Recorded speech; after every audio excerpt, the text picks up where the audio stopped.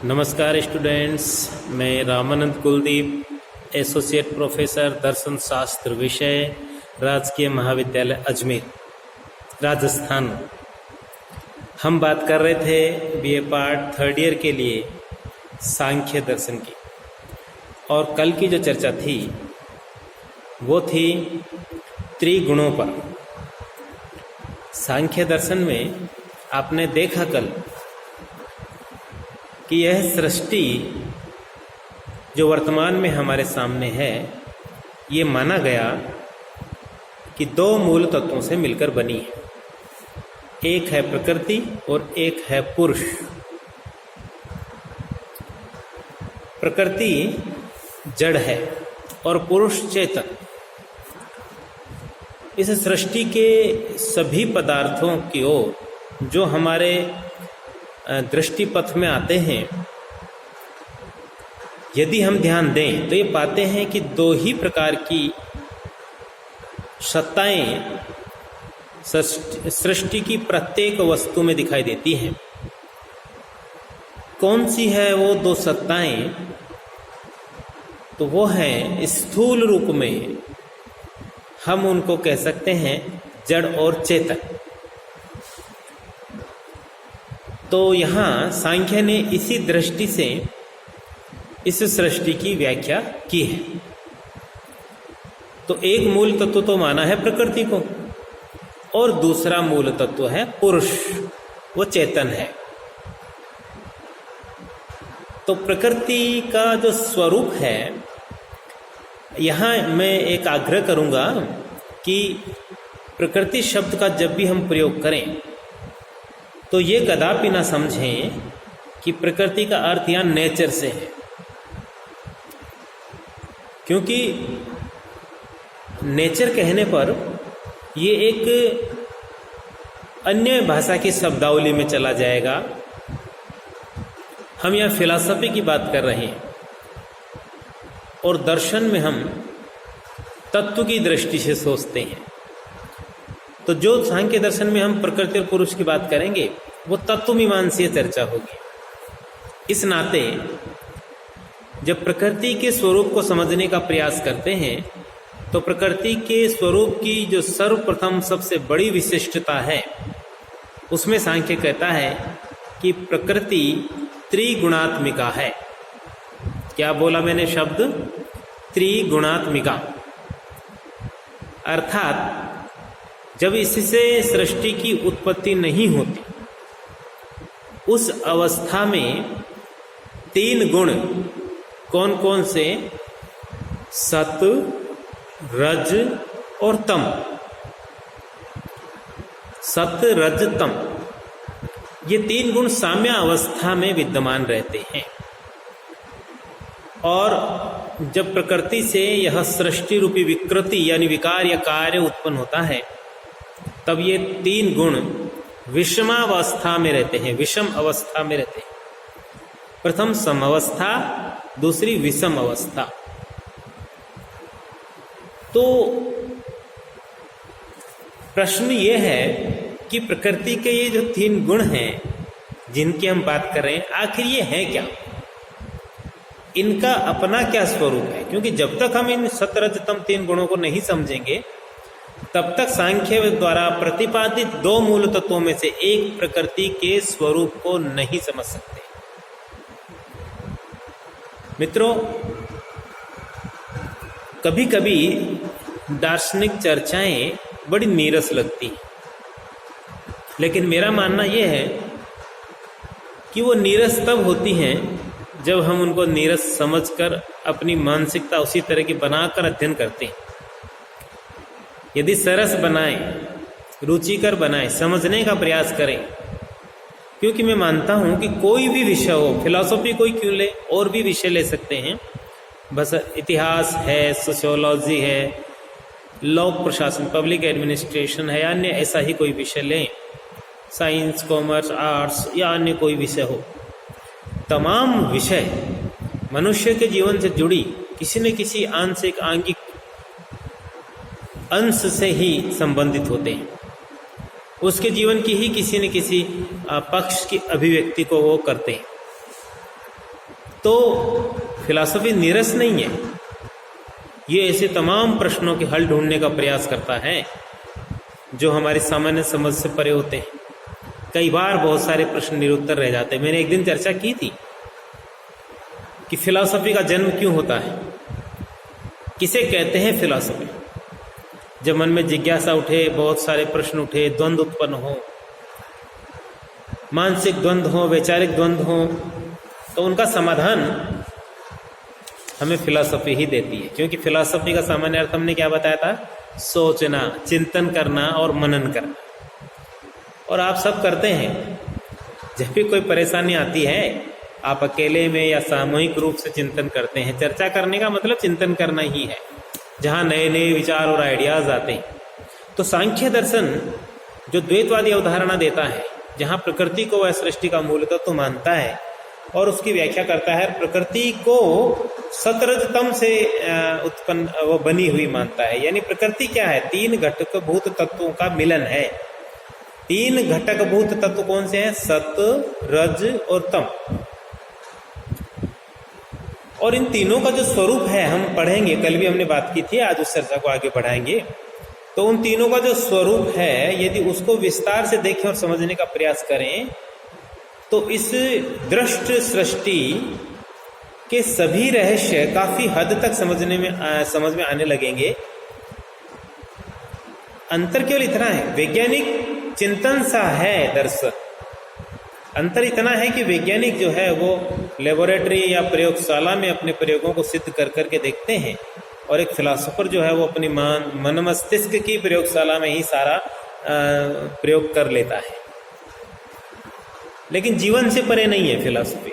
जीवन का ही एक अंग है, जीवन का ही एक अंश है, जीवन से जुड़ी हुई चीज ही है। जीवन को दिशा देने वाली, जीवन को आगे बढ़ाने वाली, जीवन को सात्विकता की ओर ले जाने वाली ही है फिलॉसफी। यथार्थ के दर्शन कराने वाली है फिलॉसफी। इसलिए एक रुचिकर विषय है। खैर, तो बात हम कर रहे थे कि 3 तत्व जिनका स्वरूप जब तक नहीं समझेंगे, सांख्य दर्शन के प्रकृति को नहीं समझ सकते। तो मैंने कल आग्रह किया था कि ईश्वर कृष्ण द्वारा विरचित जो ग्रंथ है सांख्य कारिका, उसमें कारिका नंबर 12 और कारिका नंबर 13 में इन 3 तत्वों, 3 गुणों के स्वरूप पर चर्चा की गई थी।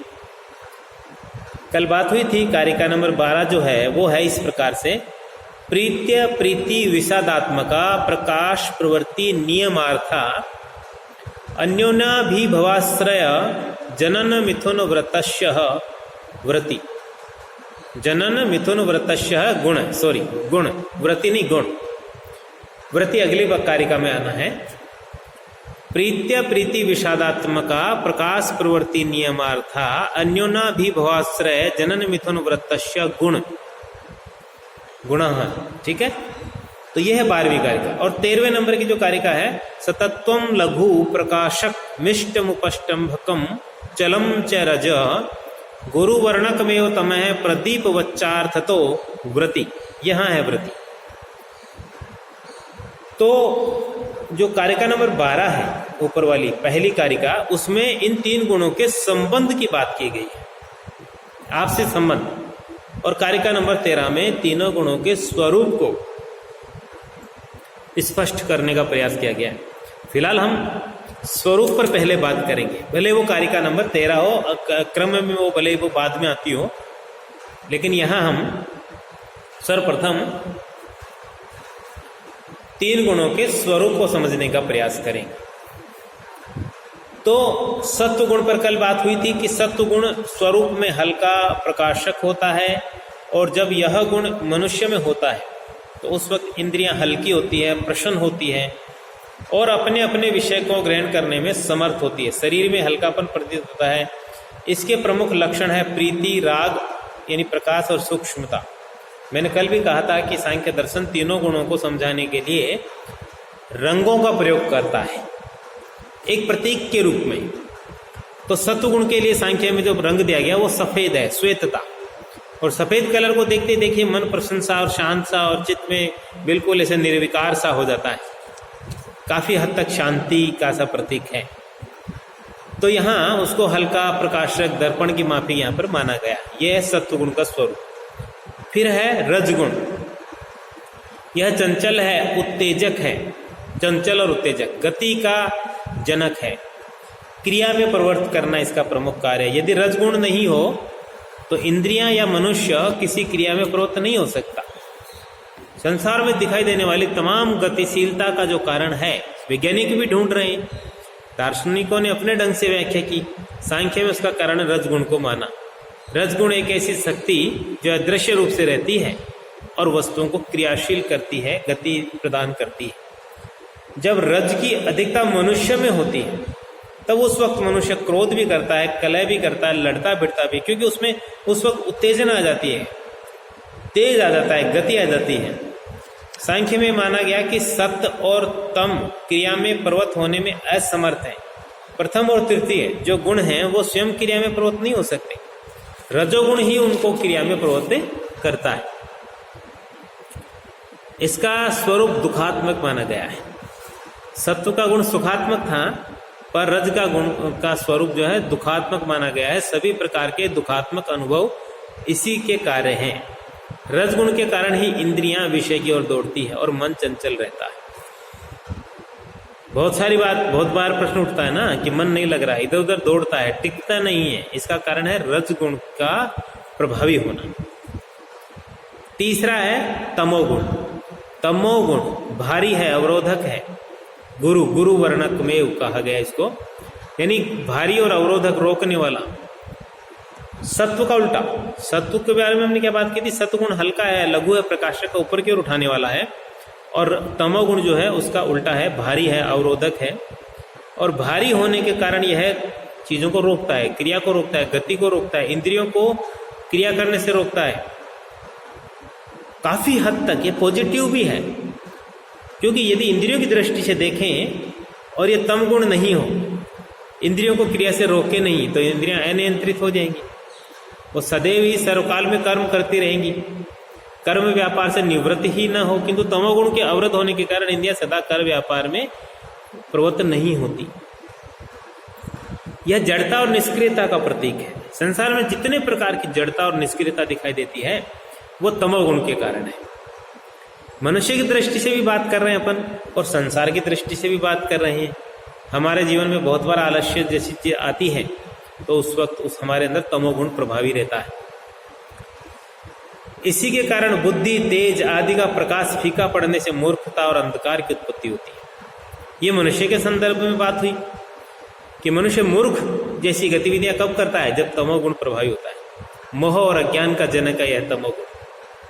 संसार की वस्तुओं के प्रति मोह इससे जन्म लेता है, अज्ञान जन्म लेता है। यह क्रिया की गति अवरोध कर निंद्रा, तंद्रा, आलस्य उत्पन्न करता है, और इस दृष्टि से इसको उचित नहीं मानते, अपन अच्छा नहीं मानते। इसके लिए काला रंग दिया गया, और जो ऊपर में अपन ने सत्य और रजगुण की बात नहीं की, रजगुण में लाल रंग दिया गया, लाल रंग। सत्व के लिए सफेद, रज के लिए लाल, और तमोगुण के लिए काला। चिन्ह से देखिए, इन प्रतीकों से देखिए, समझने का प्रयास कीजिए कि हम जो है कलर के द्वारा क्या समझाना चाह रहे हैं। काला अंधकार का प्रतीक है, रुकावट का, बाधा का प्रतीक है, आलस्य का प्रतीक है, अज्ञान का प्रतीक है। तो वो यहाँ तमोगुण की विशेषता है। तो इस प्रकार सांख्य दर्शन में 3 गुणों के स्वरूप के बारे में बात की गई। और एक बात जो हमें हमेशा याद रखनी है सांख्य पढ़ते वक्त, वो क्या थी कि ये जो 3 गुण है सत्य, रज, तम, सांख्य भले इनको गुण कहता हो, पर हमने कल भी बात की थी, आज फिर उस बात को दोहरा रहे हैं। ये 3 गुण नहीं है, बल्कि ये 3 तत्व हैं।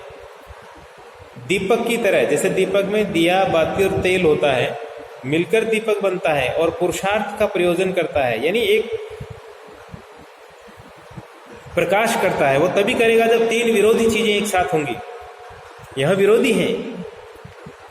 दीपक में तेल, बाती और दिया को, आग को विरोधी माना गया है, लेकिन वो एक साध्य की सिद्धि के लिए, एक पुरुषार्थ की सिद्धि के लिए, एक प्रयोजन की सिद्धि के लिए तीनों का साथ होना जरूरी है। वैसे यहाँ तीनों गुणों के संदर्भ में भी कहा गया है कि जिस प्रकार दीपक में अग्नि, तेल, बत्ती ये परस्पर भिन्न पदार्थ हैं, किंतु ये मिलकर, तीनों मिलकर ही अंधकार को दूर करते हैं, दूर करने में समर्थ होते हैं। उसी प्रकार विरुद्ध स्वभाव वाले ये तीनों गुण पुरुष के भोग और मोक्ष रूपी प्रयोजन की सिद्धि के लिए कार्य करते हैं। बिना इनके सहयोग के पुरुष को ना तो संसार की वस्तुओं का भोग हो सकता है और न ही इनका मोक्ष हो सकता है। मोक्ष की प्राप्ति, मोक्ष शुरू में पढ़ा था हमने सांख्य दर्शन में। मोक्ष का अर्थ क्या था? त्रिविध दुखों की आत्यंतिक निवृत्ति, यह है मोक्ष का अर्थ। यानी तमाम प्रकार के दुख, आध्यात्मिक, आदि भौतिक और आदि दैविक, 3 प्रकार के दुख थे। इन 3 प्रकार के दुखों से हमेशा हमेशा के लिए छुटकारा, ये था मोक्ष। और सांख्य क्या कहता है? सतरजतम, तीनों विरोधी गुण एक साथ मिलकर ही पुरुष के मोक्ष प्रयोजन के लिए सहयोगी बनते हैं। तो यह कहना उचित नहीं है कि 3 विरुद्ध परस्पर मिलकर कैसे एक साथ कार्य कर सकते हैं। उदाहरण दिया ना, अग्नि, तेल और बत्ती का, ये वो तीनों विरुद्ध हैं, लेकिन मिलके ही अंधकार को भगा के और प्रकाश को फैलाते हैं। तो ये थी कारिका नंबर 13 की व्याख्या, जिसमें हमने बात की थी कि यहाँ पर तीनों गुणों के स्वरूप की चर्चा होगी। कारिका नंबर जो 12 नंबर थी, उसमें हमने कहा था यहाँ तीनों गुणों के संबंधों की बात होगी। तो तीनों गुणों के संबंधों को लेकर सांख्य में जो चर्चा है वो ये है कि ये तीनों गुण परस्पर एक दूसरे के जनक हैं, एक दूसरे के साथ संयुक्त और परस्पर एक दूसरे की वृत्ति वाले होते हैं। एक दूसरे के जनक, जनक का अर्थ यहाँ जन्म देने वाला नहीं है कि एक गुण से दूसरा गुण पैदा होता है। जनक का मतलब है उसको उससे संबंधित चीजें उत्पन्न करने में सहयोग देना, उससे संबंधित क्रियाओं को सिद्ध करने में सहयोग देना, यह है। वस्तुतः इन तीनों गुणों के संबंध को यदि ठीक ढंग से समझना हो तो कुछ विशेषताएं जो उस कारिका में उपलब्ध हैं उन पर हम बात करेंगे तो ठीक ढंग से समझ सकते हैं। प्रथम, प्रीत्य प्रीति विषादात्मका, यानी सुखात्मक, दुखात्मक और मोहात्मक। सत्वरज जो है, सत्गुण है वो सुखात्मक, रजगुण दुखात्मक और तमगुण मोहात्मक। ये तीनों गुणों का स्वभाव है और तीनों हर वस्तु में एक साथ पाए जाते हैं। प्रकाश प्रवृत्ति नियमार्था, तीनों अपने अपने प्रयोजन, सत्वगुण प्रकाश करने का, रजोगुण क्रिया में प्रवृत्त करने का, तमगुण रुकावट डालने का कार्य मिलकर करते हैं। अन्योन्याभिभवा, तीनों गुण एक दूसरे को पराभूत करने वाले हैं। सत्वगुण रज और तमोगुण को अभिभूत करके सुख के रूप में परिवर्तित होता। पराभूत करने का अर्थ क्या? कि अन्य 2 गुणों को दबाकर अपना जो लक्षण है उसको प्रकट करना। जैसे सत्वगुण का उदाहरण दिया कि रज और तम को दबाकर वो सुख को सुख में बदलता है। सत्वगुण सुख का प्रतीक है ना, तो सुख में परिवर्तित होता है।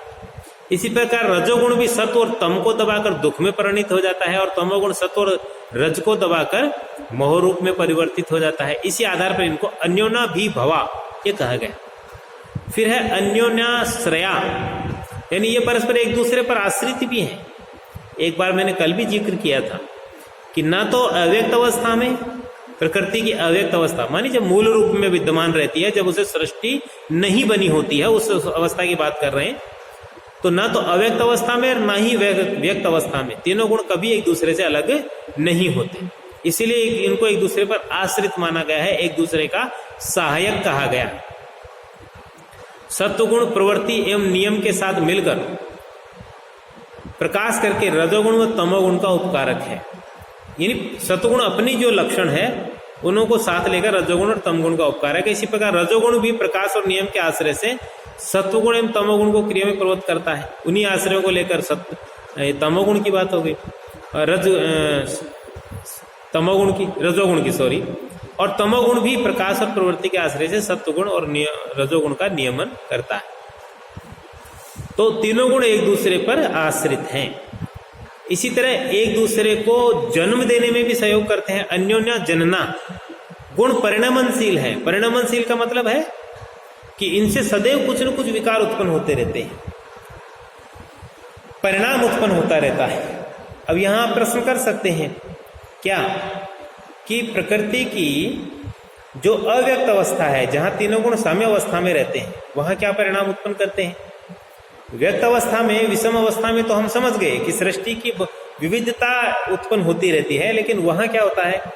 तो सांख्य का मानना है कि सत सत में, रज रज में, तम तम में ये क्रिया निरंतर चलती रहती है। सत से सत की उत्पत्ति, रज से रज की, तम से तम की और इसमें दूसरे दो उसका सहयोग करते हैं, बाधा नहीं डालते।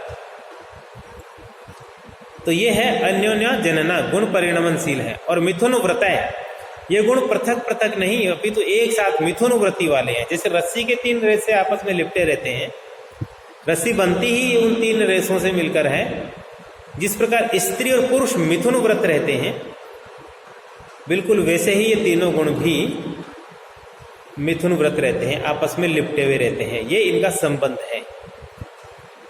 तो ये सांख्य में गुणों के संबंध की बात है, स्वरूप की बात होगी, संबंध की बात होगी, 3 गुणों की। लास्ट में गुणों के अस्तित्व के प्रमाण के गुण है भी कि नहीं। यद्यपि बार बार हम गुण गुण गुण बोल रहे हैं, ध्यान देने की आवश्यकता है, लेकिन पहले मैंने आग्रह किया ये गुण नहीं है, प्रकृति के 3 घटक हैं।